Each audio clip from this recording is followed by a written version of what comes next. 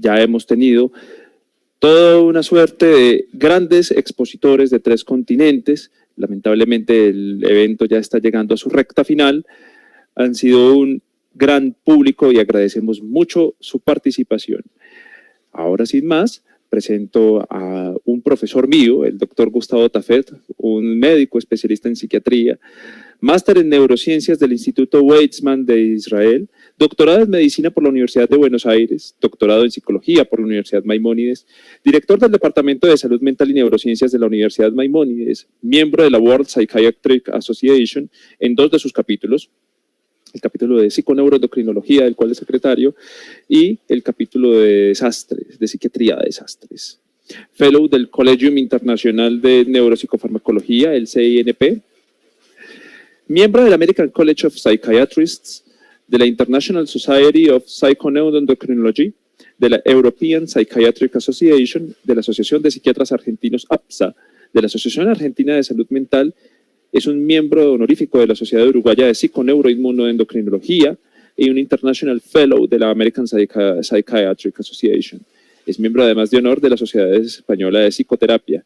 Sin más, profesor, por favor, congrácenos con su charla. Muchas gracias. Bueno, muchas gracias, Juan, muchas gracias por esta invitación. Bueno, no quiero agregar mucho más a este resumen de esta presentación, simplemente, bueno, agregar que amigo de Juan, del doctor Juan Evangelista III Gaitán Buitrago, de quien tengo el orgullo y el honor de haber sido profesor, y hoy tengo el honor de estar aquí invitado justamente por Juan, por mi amigo. Y también, bueno, quería agregar que soy presidente de la Fundación Internacional para el Desarrollo de las Neurociencias, que es una institución de reciente creación en Buenos Aires, pero que, bueno, actualmente estamos trabajando mucho para dar mayor proyección a nivel mundial. Bueno, ya hecha esta introducción, pasamos al tema que nos convoca, que es mucho más entretenido y divertido para todos ustedes, y que es el motivo por el cual estamos aquí. Vamos a ver, entonces, ¿dónde está la presentación?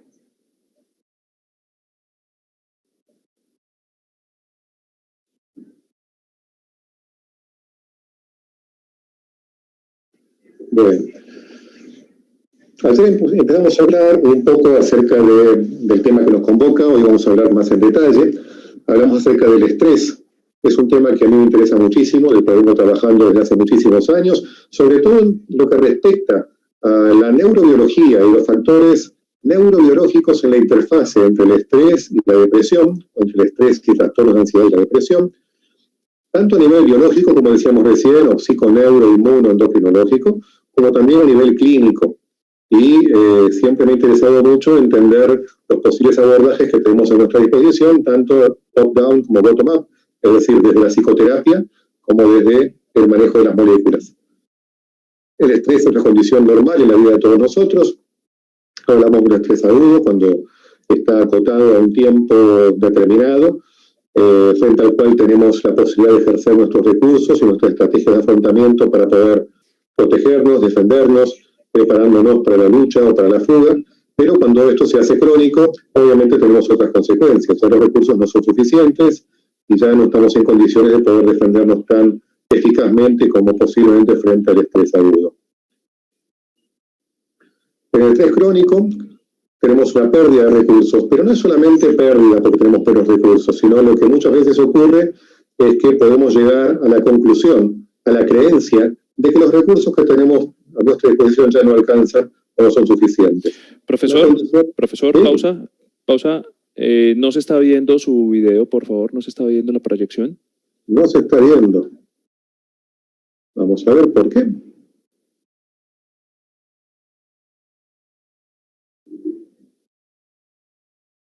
¿Y por qué no?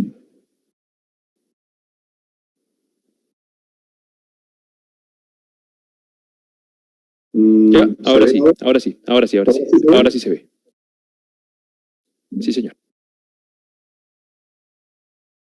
Sí, lo que pasa es que se ve... Bueno, estamos hablando del estrés, pasamos ahora al estrés crónico. Y estamos hablando de una condición conocida como Learned Helplessness, descrita en los años 70 por Martin Seligman, y que se refiere justamente al impacto producido por distintos factores de estrés de manera sostenida y prolongada, frente a los cuales perdemos recursos, ya sea porque tenemos menos recursos o porque creemos que tenemos menos recursos. O sea, alcanza solamente con creer que no podemos hacer nada, como para que ya nos comportemos de esa manera. Y esto es lo que se ha visto en muchos casos donde el paciente se encuentra ya sea en depresión o en la antesala de la depresión. Significa que estamos en una situación que ya, hagamos lo que hagamos, tenemos la percepción de que no va a tener ningún tipo de impacto. Y por eso entramos justamente del estrés crónico a la depresión. La controlabilidad es una de las características que diferencia justamente dos tipos de estrés. Un estrés positivo, conocido como eustrés, y el estrés negativo, conocido como distrés.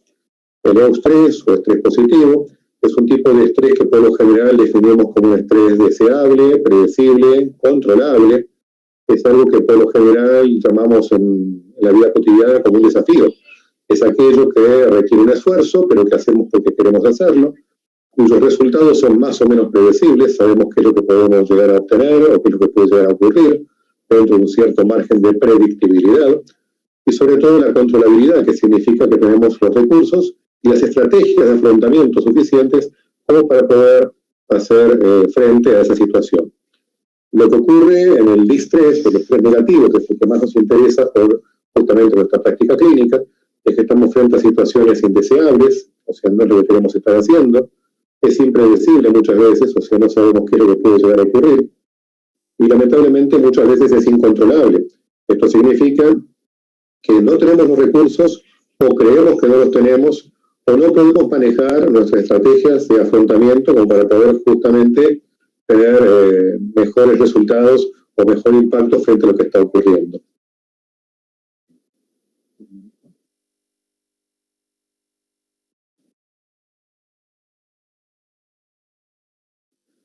Disculpen, pero tenía un sonido de fondo que me estaba estresando, y no era un estrés positivo, justamente.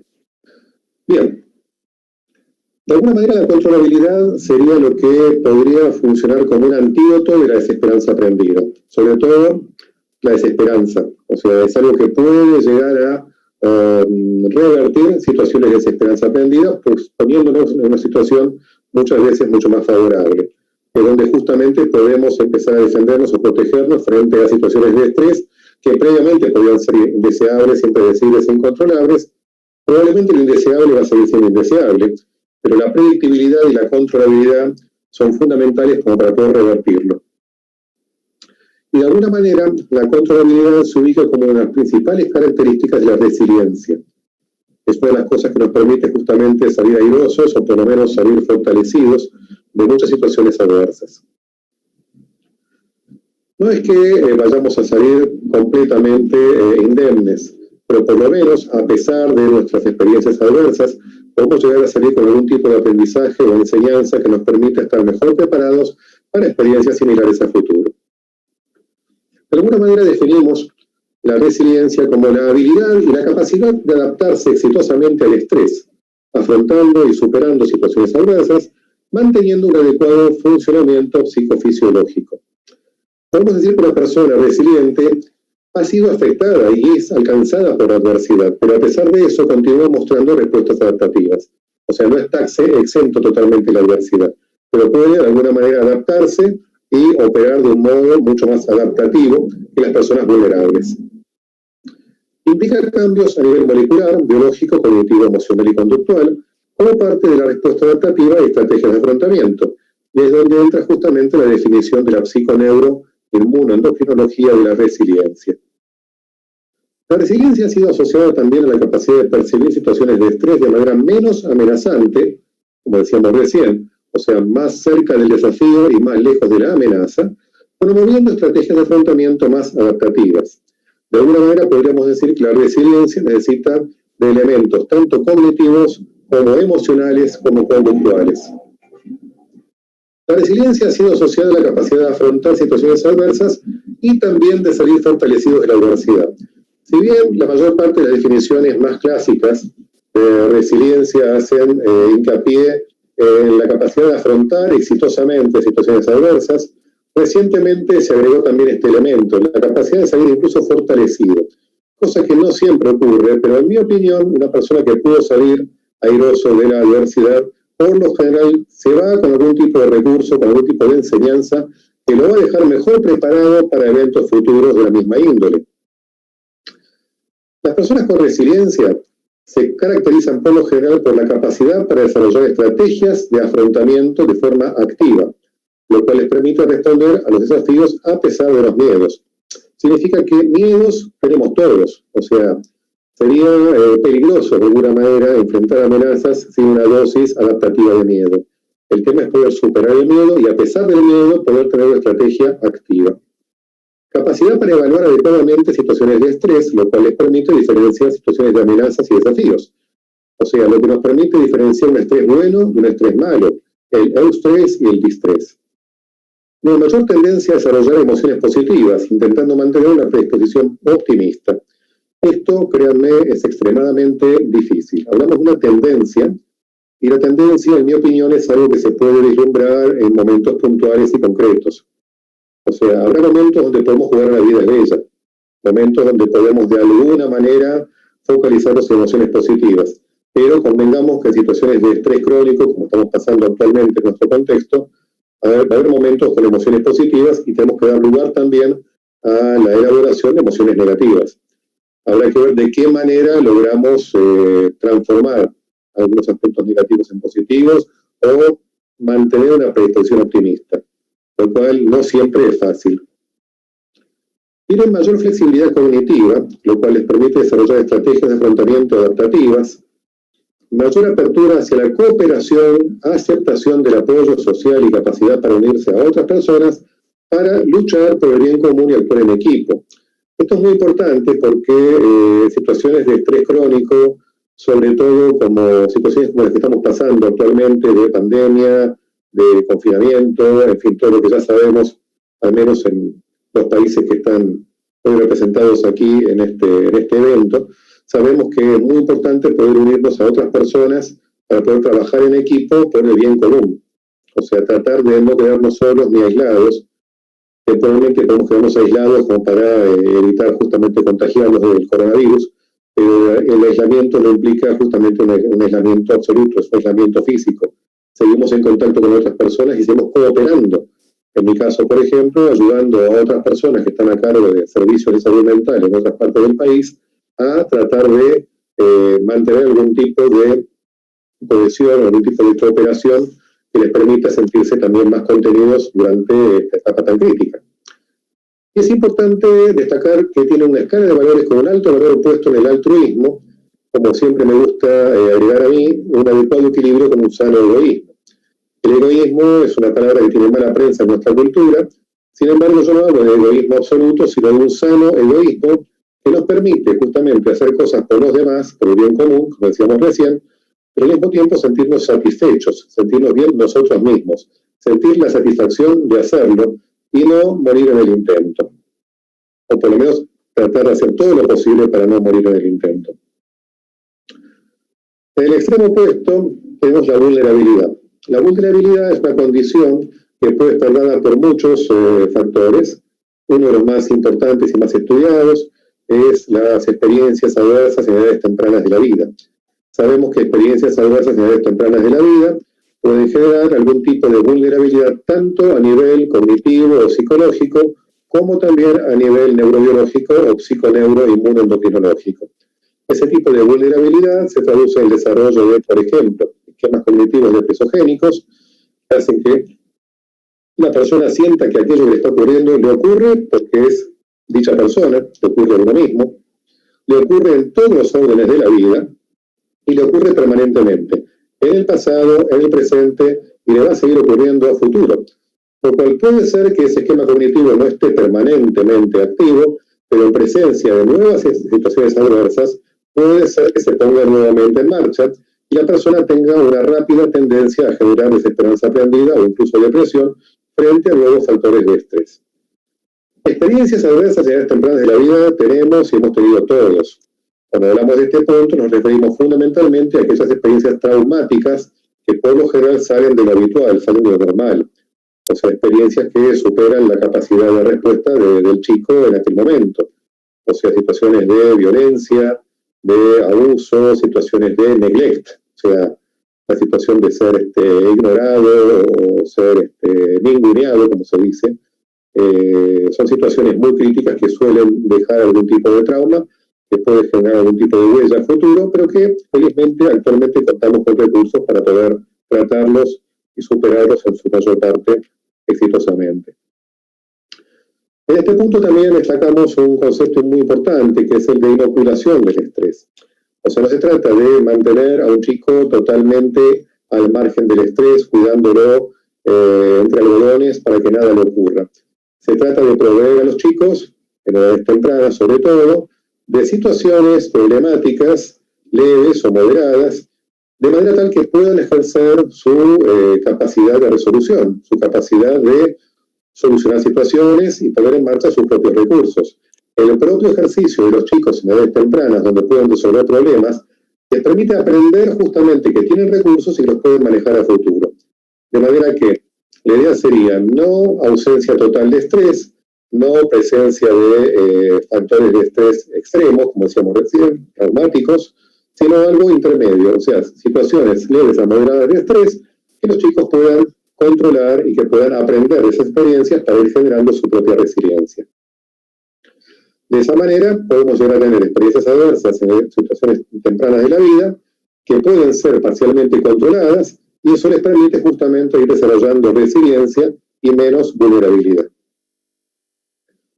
Es importante destacar que no solamente estas situaciones traumáticas pueden generar un tipo de vulnerabilidad cognitiva o psicológica, sino que esto también tiene un correlato psiconeuroinmunológico. Personas que han padecido situaciones de estrés o de trauma en edades tempranas de la vida, por lo general presentan una hiperactividad de la amígdala o hiperreactividad de la amígdala. Muchas veces cuando yo estoy dando una charla, una clase, una conferencia, digo, bueno, hasta donde llega mi conocimiento o hasta donde yo estuve investigando sobre el tema. Precisamente ayer leí un artículo que salió publicado de un grupo de investigadores en Israel donde demuestran que no solamente la hiperreactividad, sino que incluso han descubierto un aumento del tamaño. O sea, actualmente podemos decir, porque ya ha sido demostrado y por lo menos publicado ayer, que hasta se ha descubierto un aumento del tamaño de la amígdala de estos sujetos, de estas personas. Así como también se ha descubierto una disminución del tamaño, es decir, hipotrofia del hipocampo, el cual también determina una hipofuncionalidad. Y como ya sabemos, amígdala y hipocampo son estructuras límbicas que tienen un importante efecto en la regulación del eje hipotálamo y hipófisis adrenal. Con lo cual, si la amígdala estimula el eje y el hipocampo lo inhibe, y tenemos una amígdala hiperactiva, un hipocampo hipoactivo, va a haber mayor actividad del eje hipotálamo y hipófisis adrenal, con aumento del CRH y fundamentalmente el aumento sostenido del cortisol, la hormona del estrés crónico. También se ha descubierto que en algunos casos hay una disminución del grosor de ciertas regiones de corteza prefrontal. En algunos casos hasta incluso se ha visto una disminución del tamaño, del grosor de ciertas capas de corteza prefrontal en personas sometidas a situaciones de estrés traumático en edades tempranas de la vida. Mencionamos aquí muy rápidamente la vulnerabilidad genética. En este caso nos vamos a referir a los polimorfismos genéticos. Hay muchos, de los cuales se han descrito algunos que tienen particular importancia.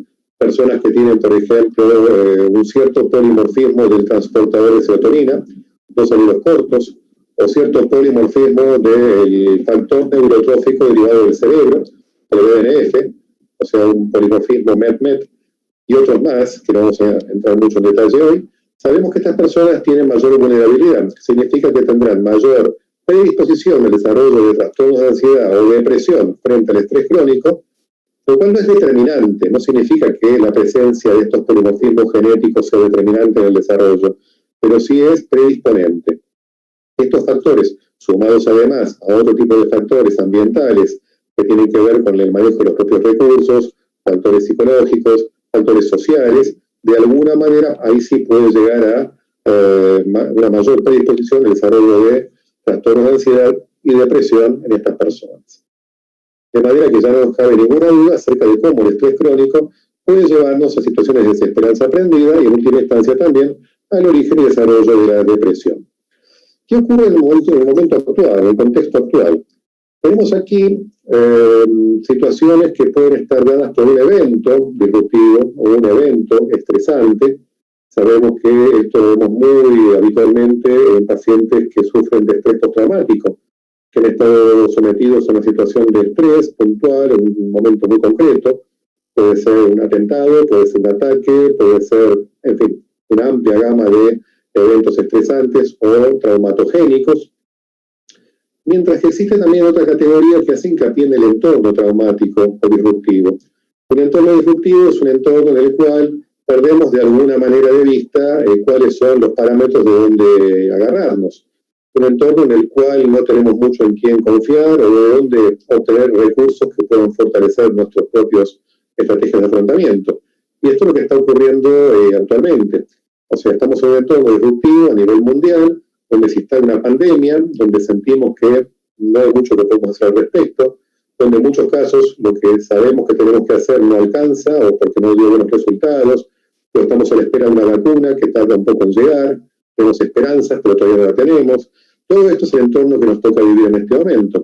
Y eso es lo que el profesor Moti Bellacar ha descrito como síndrome de ansiedad por disrupción, o sea, un cuadro ansioso depresivo a punto de partida de un entorno disruptivo.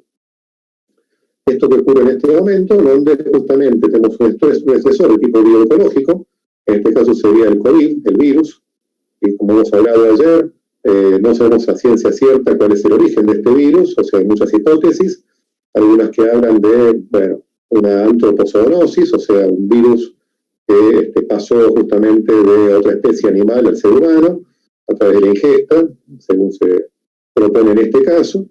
Y también hay hipótesis que hablan de un virus fabricado en un laboratorio. Sea como sea, es un factor bioecológico que ha generado una pandemia que sería justamente el factor de tipo psicosocial, que es lo que nos importa en este momento. O sea, más allá de compartir, o combatir, mejor dicho, compartir recursos para combatir al virus, tenemos una pandemia que se ha instalado en todo el mundo y que nos lleva justamente a una situación de estrés psicosocial que, además de decir que esta estructura es crónica.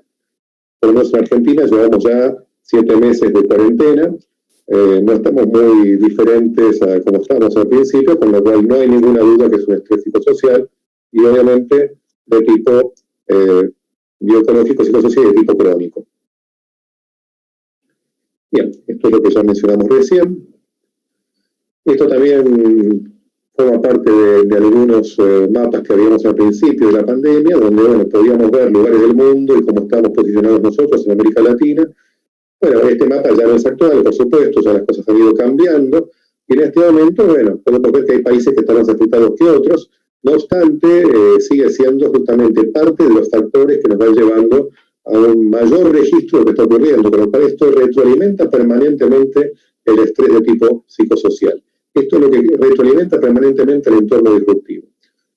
Hablamos del estrés positivo y del estrés negativo, estrés versus distrés, hablamos de lo deseable, predecible y controlable, y es fundamentalmente este punto, la controlabilidad, lo que podría llegar a actuar como contrapeso o como antídoto de la desesperanza aprendida.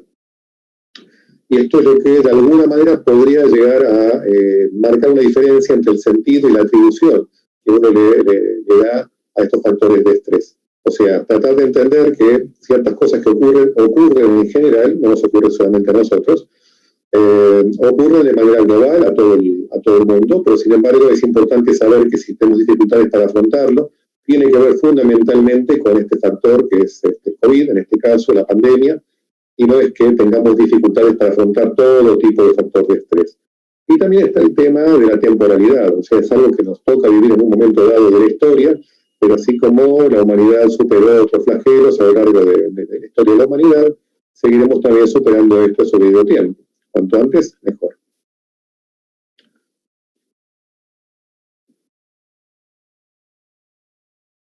Perdón. De manera que tenemos en ambos extremos la controlabilidad y la desesperanza, que serían como justamente las antípodas de lo que estamos viviendo en este momento. Con respecto a estructuras neurobiológicas involucradas, sabemos que todo factor de estrés lo vamos a percibir a través de los órganos de los sentidos, vamos a enterar por los órganos de los sentidos, ya sea porque lo vamos a ver, lo vamos a escuchar, lo vamos a leer, lo vamos a palpar de alguna manera, y la información sensorial llega al cerebro, donde va a ser una primera escala en el tálamo, donde rápidamente el tálamo informa a la amígdala acerca de ese factor que estamos percibiendo en este momento. La amígdala es la principal estructura límbica que tiene que ver justamente con el manejo de las emociones, y rápidamente la amígdala va a activar al sistema nervioso autónomo, fundamentalmente la rama simpática, preparándonos para una respuesta activa, ya sea de fuga o de lucha. O enfrentamos activamente lo que está ocurriendo o salimos corriendo, pero algo hay que hacer. La amígdala al mismo tiempo va a estimular, como decíamos antes, área hipotálamo hipofisoadrenal, lo que va a llevar a un aumento sostenido de los niveles de cortisol. Al mismo tiempo el tálamo informa a las cortezas sensoriales, o sea, cortezas sensoriales visuales, auditivas, táctiles o sinestésicas, etc.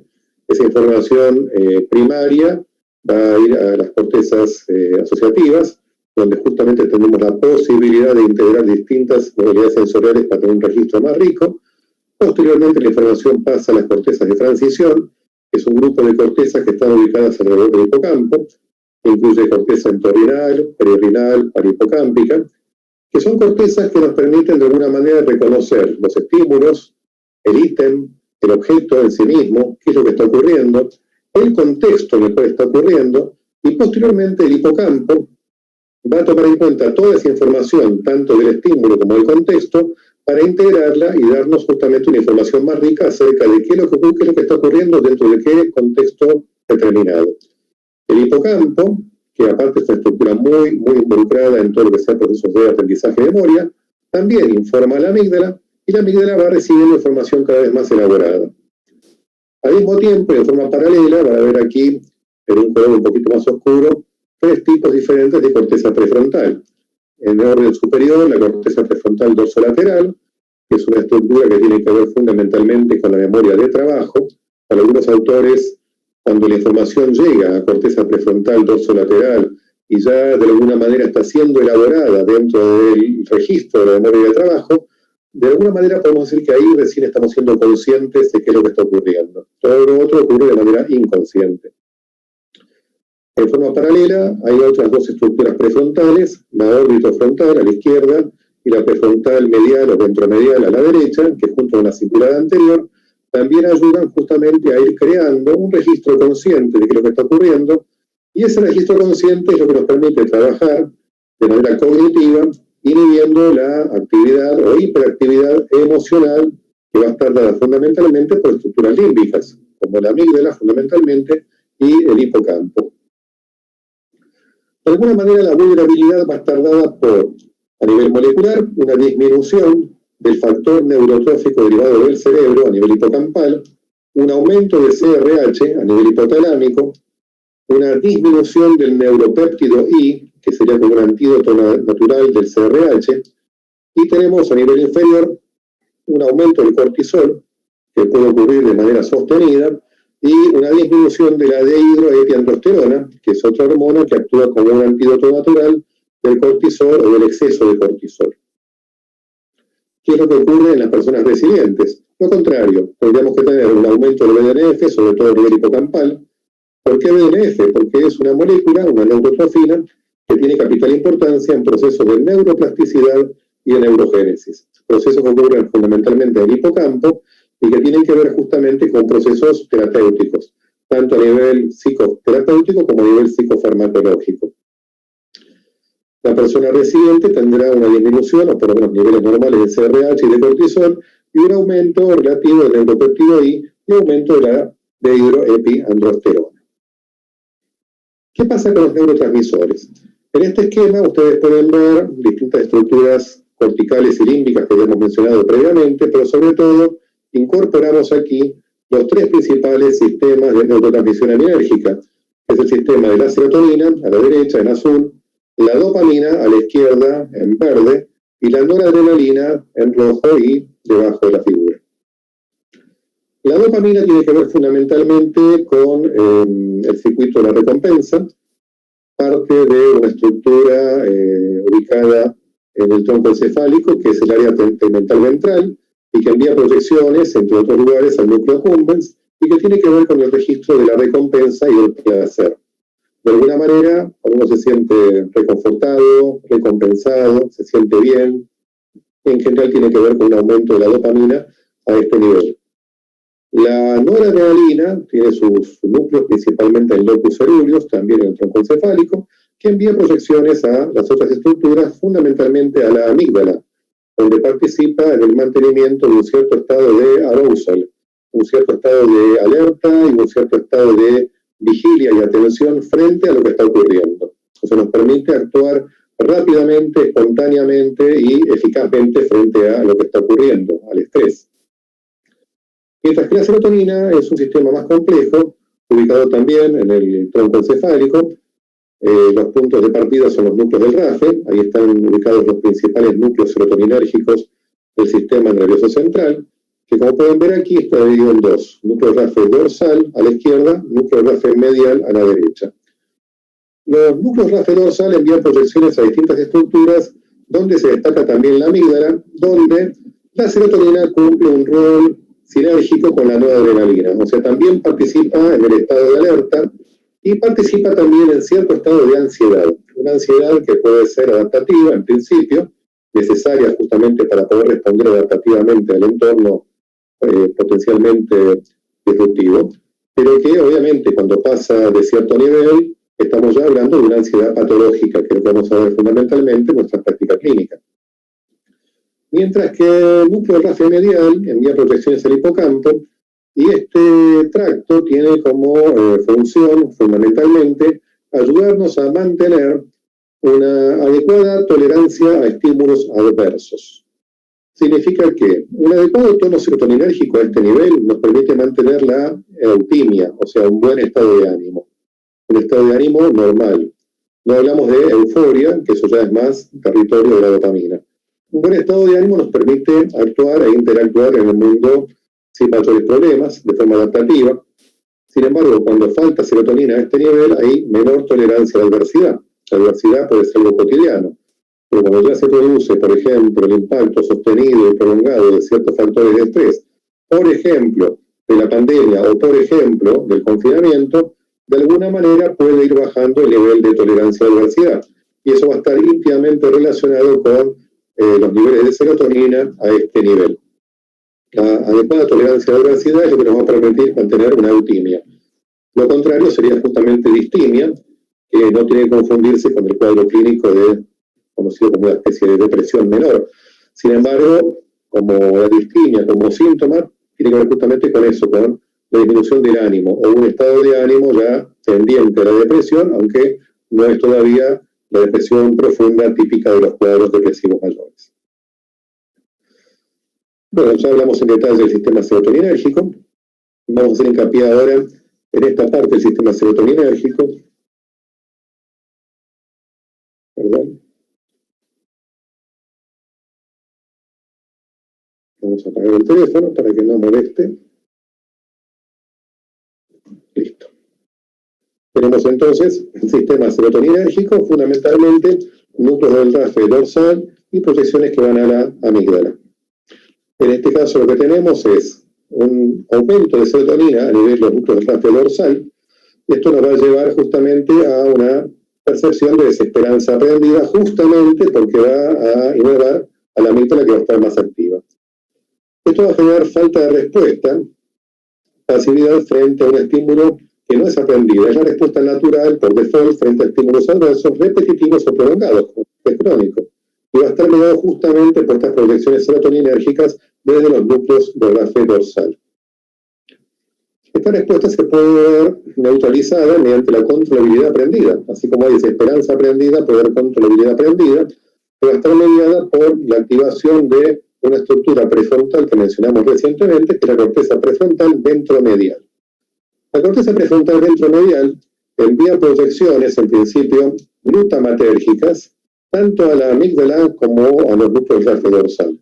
Como sabemos, el glutamato es un neurotransmisor de tipo estimulante. Lo que va a hacer es estimular interneuronas GABAérgicas, que son inhibitorias, y esas interneuronas GABAérgicas van a ser responsables justamente de disminuir el tono serotoninérgico a nivel del núcleo rafe dorsal y a nivel de la amígdala. La alteración del tracto que comunica la conexión entre corteza prefrontal ventromedial y núcleo rafe dorsal podría alterar la expectativa de control. Y no solamente de control, sino también de predictibilidad. Cabe destacar que el núcleo rafe dorsal no solamente va a enviar proyecciones a la amígdala, sino también a la sustancia gris periaqueductal, el estriado. Un estímulo adverso, de alguna manera, puede activar neuronas serotoninérgicas que, en última instancia, al estimular todo esto, no solamente generarían ansiedad, sino también una mayor respuesta de tipo pasivo. O sea, sería la respuesta de lucha o fuga que estaría inhibida. A la respuesta de fuga o lucha la llamamos respuesta activa. Lo contrario sería la respuesta pasiva, que estaría mediada también justamente por esta estructura. La activación, entonces, del núcleo rafe dorsal sensibiliza a estas neuronas serotoninérgicas y dicha sensibilización puede durar varios días, lo cual resulta en mayor pasividad y mayor ansiedad, potenciando justamente el miedo, la ansiedad y la respuesta pasiva. La activación del núcleo rafe dorsal decimos que es suficiente y es necesaria para producir pasividad y mayor ansiedad, lo cual depende de la liberación de serotonina en las regiones que controlan su expresión. Al detectar la controlabilidad, hay ciertas neuronas prelímbicas dentro de corteza prefrontal ventromedial que son activadas y que a su vez envían proyecciones al núcleo rafe dorsal e inhiben estas neuronas serotoninérgicas. Y esto es lo que explicábamos recién. Esta sería de alguna manera la principal estructura relacionada con la controlabilidad. Esta estructura no actúa sola, sino que actúa en consonancia, en equipo con corteza prefrontal dorsolateral, que es donde decíamos recién que tiene lugar los procesos de memoria de trabajo, o working memory, y es donde justamente tenemos registro consciente de lo que está ocurriendo y donde podemos desarrollar estrategias de afrontamiento más eficaces. Corteza orbitofrontal, que actúa de manera muy estrecha junto con la amígdala, pero también tiene que ver con la valencia positiva o negativa de la información emocional. Y también vale la pena introducir acá otro tipo de estructuras que forman parte también de este sistema de controlabilidad, que tiene que ver con el hipocampo y con las cortezas de transición que mencionamos previamente, la corteza entorrinal, perirenal y parahipocámpica, que es donde justamente echamos mano a recursos de memoria de largo plazo, que nos va a permitir evaluar si previamente tuvimos situaciones parecidas, estuve o no estuve alguna vez en una pandemia, estuve o no estuve alguna vez en una situación de cuarentena. Si nunca estuve, alguna vez lo leí, lo estudié, alguien me lo contó, tengo algún tipo de registro histórico al respecto. Esos registros de la memoria van a interactuar con el registro actual, lo que estoy percibiendo, y me va a permitir una adecuada elaboración cognitiva que en última instancia se va a traducir en mayor activación de la corteza prefrontal ventromedial para inhibir a estas otras estructuras. De esta manera, eso ya lo dijimos recién. Es la presencia de control y no su ausencia lo que detectan estas neuronas prelímbicas, los circuitos prefrontal ventromedial, lo cual conduce a la inhibición justamente de estas neuronas serotoninérgicas del núcleo rafe dorsal, mediadas por justamente estas neuronas prelímbicas. Cuando estos circuitos están inactivos, el organismo reacciona de manera pasiva y temerosa, si los eventos adversos resultan prolongados. Cuando esto está activo, ganamos mayor sensación de controlabilidad. Luego de esta activación de este circuito se pone en marcha la síntesis de nuevas proteínas como parte de un proceso de neuroplasticidad. Por eso es tan importante justamente los niveles del factor neurotrófico derivado del cerebro, el BDNF, que es lo que permite justamente la generación de nuevos circuitos y la consolidación de los mismos en procesos de neuroplasticidad. De esta manera se constituye un nuevo circuito que participa en la expresión de la controlabilidad, tanto a nivel neurobiológico como a posteriori se va a traducir a nivel cognitivo y psicológico. Si tuvo previamente control sobre la situación, los eventos adversos, incluso aquellos incontrolables, activan esta vía, lo cual no ocurriría si no fuera así. De esta manera, el estímulo inescapable ahora puede activar este circuito de corteza prefrontal ventromedial al núcleo rafe dorsal, que ya ha sido sensibilizado previamente y que ahora opera como un circuito de expectativa de control. de manera que el estímulo adverso inescapable no es detectado como incontrolable, sino que es afrontado como si fuera controlable, lo cual aumenta justamente nuestras expectativas de control. Dicho sesgo positivo permite responder a los estímulos como si fueran controlables, constituyendo la expectativa de controlabilidad que estábamos mencionando recién. Este es un resumen, y es importante también tener en cuenta la diferencia entre estas dos estructuras. O sea, núcleo de rastre dorsal, que mencionamos recién y que tiene que ver con la ansiedad y la pasividad, y núcleo de rastre medial, donde necesitamos justamente mayor activación de receptores 5HT1A en el hipocampo, lo cual de alguna manera nos va a permitir prevenir el origen y desarrollo de la depresión. La vía que conecta el núcleo de rastre medial con el hipocampo promueve la resistencia al estrés crónico, desconectando los eventos adversos de los procesos psicobiológicos relacionados con las conductas sociales, ya sea apetitivas o aversivas, permitiendo a la persona continuar con la vida normal a pesar de la adversidad. La depresión ocurre cuando estos mecanismos fallan. O sea, la depresión ocurre cuando no podemos tener adecuada tolerancia a la adversidad mediada por la serotonina a este nivel.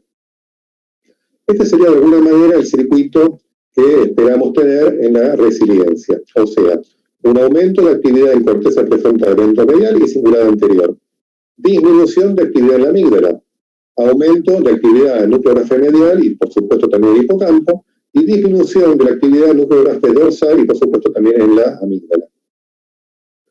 En resumen, no solamente estas estructuras, sino también lo que decíamos con respecto a los neurotransmisores. Mayor cantidad de serotonina en el núcleo de rastre medial y menor en el núcleo de rastre dorsal. Aumento de la dopamina en el área tegmental ventral.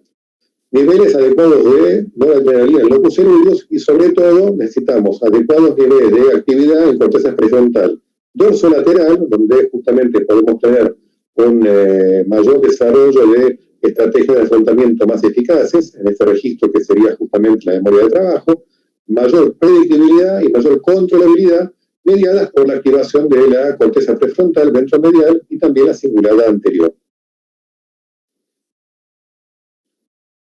Actualmente estamos trabajando en líneas de investigación relacionadas con factores de resiliencia y vulnerabilidad, tratando de entender justamente la neurobiología, las bases cognitivas y neurobiológicas, justamente la controlabilidad en relación a resiliencia, y estrategias de afrontamiento para desarrollar resiliencia, que en principio en este momento estamos desarrollando estrategias que son muy eficaces a nivel individual, pero dada la situación que nos toca vivir en este momento de pandemia, cuarentena y todo lo que hemos mencionado, estamos tratando de desarrollar estrategias que puedan ser transmitidas de manera mucho más pasiva, o sea, a grandes poblaciones y no tener que estar dependiendo de intervenciones terapéuticas persona a persona, que obviamente es mucho más costoso y difícil de llegar a la población en general.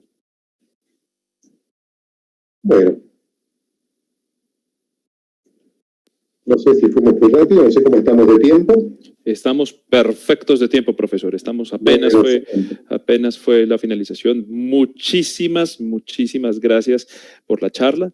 Yo ya había presenciado en mi carrera profesional, gracias a usted ya había presenciado estos conceptos, pero veo que les dio un aire fresco, los modificó y adaptados a la situación tan relevante que tenemos en este momento. Muchas gracias, profesor, por su participación y por acompañarnos. La doctora María Teresa aquí está enviándome por interno un mensaje diciendo que quedó gratamente complacida con esta charla. Anonadada es el término que utiliza. Por ahora, lo que vamos a hacer, profesor, es abrir el chat para darle el chance al público de que nos haga la retroalimentación sobre su presentación, que nos dé su apreciación, sus preguntas. Si usted gusta esperarse un par de segundos para que ellos puedan darnos a nosotros sus apreciaciones. Ya está activo el chat, vamos a esperar un momento que el público comience a preguntar. Yo quiero adelantarle algo, es una pregunta que me queda después de esta presentación y es, ¿será que las técnicas de neuromodulación no nos ayudan a estimular específicamente la corteza ventromedial que usted define que está asociada a la percepción de controlabilidad? ¿No sería eso deseable asociado a un proceso psicoterapéutico específico? Sí, la idea es excelente y de alguna manera creo que sería una estrategia muy eficaz. A priori, desde el punto de vista del fundamento neurobiológico, no tengo duda que podría ser eficaz. Lo que yo no conozco mucho en detalle es la profundidad con la cual se puede llegar, por ejemplo, con estimulación magnética transcraniana. O sea, si intentáramos a priori una estrategia poco invasiva, en realidad nada invasiva, como es estimulación magnética transcraniana, creo que la profundidad de corteza prefrontal ventromedial no sería tan accesible. Lo que sí se está haciendo actualmente es estimular corteza prefrontal dorsolateral con la idea de que a partir de esta estructura haya como una especie de estimulación, podríamos decir, propiedad transitiva. O sea, de estimular la dorsolateral, que sea la dorsolateral la que estimule a posteriori a la ventromedial. O sea, de manera indirecta lo estaríamos haciendo. Eso es lo que actualmente tengo entendido que se está haciendo. Muy bien, interesante, muy interesante. Dices aquí, Julia Ortega Ureta pregunta, ¿qué aspectos reforzar en la infancia para fortalecer la capacidad de resiliencia? Bueno, me parece excelente pregunta. Tiene mucho que ver con lo que hablamos antes con respecto a la inoculación del estrés. O sea, creo que los aspectos que yo fundamentalmente trataría de reforzar en la infancia es aquello que tiene que ver con la autoestima, lo que tiene que ver con la propia evaluación de los recursos que tenemos, o sea, sentir y enseñar a percibir y evaluar los propios recursos como suficientes, aunque a veces no lo sean, pero que sean parcialmente suficientes, o sea, sentir que estamos en condiciones de poder enfrentar situaciones de estrés, ejercitar justamente esos recursos, o sea, una forma de ejercitarlos muchas veces tiene que ver con el juego. O sea, hay juegos donde justamente los chicos tienen posibilidades de ganar juegos, o por lo menos jugando pueden sentir que pueden controlar parcialmente ciertas situaciones. Se me ocurren muchos ejemplos. Si tenemos tiempo, bueno, lo voy a ilustrar con un ejemplo autobiográfico que me parece que es bastante ilustrativo. Proceda. No, simplemente, bueno, cuando mi hija empezó en la escolaridad, su primera experiencia en jardín de infantes, justamente en el momento en el que había viajado a Israel, donde yo estaba haciendo mi formación en neurociencia en el Instituto Weizmann, y me acuerdo que, bueno, nunca falta, en un contexto social desconocido, alguno que, bueno, de repente llega alguien nuevo y tiene una actitud hostil. Aunque el 90% de los chicos habrán sido muy hospitalarios, amables y agradables, bueno, aparece un personaje hostil. Podemos decir que es un juego, sí, está bien, pero es un juego, digamos, desagradable, patológico, que en algunos contextos llamamos bullying, y en este momento tengo que enseñarle yo a mi hija cómo enfrentar eso. O sea, mi hija no tiene experiencia con bullying, no tiene experiencia enfrentándose con semejantes porque no había ido nunca había tenido escolaridad. Y en ese momento lo que hacemos es un pequeño entrenamiento en casa donde le enseño a defenderse y a comprobar que defendiéndose logra neutralizar el ataque. Ese es el tipo de cosas que tenemos que lograr, o sea, aprender a valorar los propios recursos y en función de eso reforzar la autoestima. Buenísimo, muy bueno. Otro punto que no puede faltar es la comunicación. Obviamente saber que cuenta con adultos, con referentes responsables que la van a escuchar. Dice Zulay Quispe Sarmiento, ¿qué técnicas psicoterapéuticas de afrontamiento utiliza en la actualidad para que las personas afronten el estrés? Fundamentalmente lo que estamos utilizando es terapia cognitiva. Ahora, dentro del marco de la terapia cognitiva, y acá está el doctor Fabio Semicki, que no me deja mentir, un integrativo orgulloso, o un orgulloso integrativo, mejor dicho. Yo soy un cognitivista, digamos, no ortodoxo, con lo cual nos gusta siempre con el doctor Feber, que trabajamos juntos, siempre agregar estrategias diferentes. Fundamentalmente trabajamos con terapia cognitiva, muchas veces, bueno, tratando de resolver conflictos en forma hipotética, Pero fundamentalmente es la técnica del diálogo socrático y ayudar a la persona a que pueda de alguna manera ir removiendo esquemas cognitivos maladaptativos. Actualmente empezamos con un proyecto en el cual estamos empezando a implementar una técnica de realidad virtual a través de juegos, pero que lamentablemente la pandemia y la cuarentena no nos han dejado avanzar lo suficiente, porque obviamente es muy difícil ahora trabajar con algo que requiere un contacto directo con la población. O sea, debido a las medidas de seguridad y higiene estamos un poco demorados, pero la idea es seguir trabajando con juegos que permitan crear ciertos desafíos donde la persona no solamente desafíe sus esquemas cognitivos, como la terapia cognitiva, sino que también pueda ponerlo en marcha en escenarios hipotéticos. Muy bien. Santiago Morando pregunta, ¿es posible anticiparse al inicio de la depresión modulando la serotonina? Sí, en realidad no tenemos métodos de laboratorio que nos permitan justamente comprobar cómo están los niveles de serotonina. Lo que trabajamos nosotros es sobre la hipótesis de que efectivamente la serotonina está activada. Un punto que no lo mencioné, pero que vale la pena mencionar en este aspecto, es que cuando se produce la hiperactividad del eje hipotálamo hipofisoadrenal, con aumento sostenido de los niveles de cortisol, ese cortisol, de alguna manera, termina afectando los niveles de serotonina. La forma de hacerlo es estimulando el propio cortisol la síntesis del transportador de serotonina a nivel genético. O sea, el cortisol actúa como un factor de transcripción que lo que hace es generar mayor cantidad, mayor expresión del transportador de serotonina. Y como ustedes saben, es una molécula responsable de la recaptación de serotonina. Por eso es el principal target de la mayor parte de los antidepresivos. Lo que podríamos hacer es trabajar de manera preventiva en personas que están sometidas a estrés crónico, y ahí sí podemos comprobar que están con altos niveles de cortisol, tratando justamente de modular el eje hipotálamo hipofisoadrenal, tratando el estrés crónico, y de esa manera evitar que caigan en depresión cuando todavía estamos a tiempo para hacerlo. Este mecanismo no lo mencioné antes, pero es el trabajo que realizamos con el doctor Belchinitsky en el Instituto Weizmann, donde demostramos justamente a nivel biológico cómo el exceso de cortisol produce disminución de los niveles de serotonina por este mecanismo. Muy bien.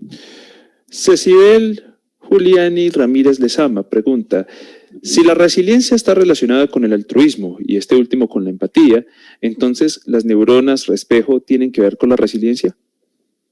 Sí, no tengo duda. No tengo duda.